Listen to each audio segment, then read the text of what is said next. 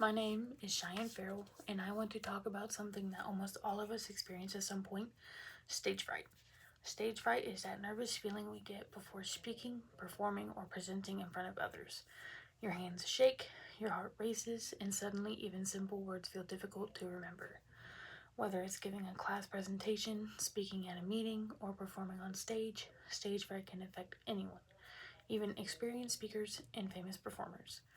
The important thing to remember is that stage fright is completely normal. In fact, it happens because we care about doing well. Our brains react to pressure by putting our bodies into fight or flight mode. That's why we may feel sweaty, tense, or anxious before speaking. Good news is that stage fright can be managed and overcome. One of the best ways to reduce fear is preparation. The more prepared you are, the more confident you will feel. For example, practice your speech several times before presenting. Rehearse in front of a mirror, record yourself, or practice with friends or family. When you know your material well, you won't rely completely on memory during stressful moments. Another helpful method is deep breathing. Before going on stage, take slow, deep breaths. Breathing calmly helps slow your heart rate and relax your body. Even a few seconds can be a big difference. Positive thinking is also powerful. Instead of thinking, what if I mess up? What if I can't do this? Or am I prepared enough? Most people are not looking for mistakes, they are listening to learn from you. It also helps to focus on the message rather than yourself.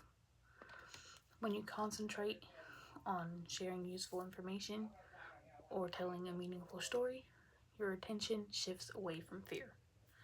Speaking becomes less about being judged and more about connecting with others. For example, that I'm going to show here, my sister-in-law, well, not yet, is getting married to my brother, and she went dress shopping.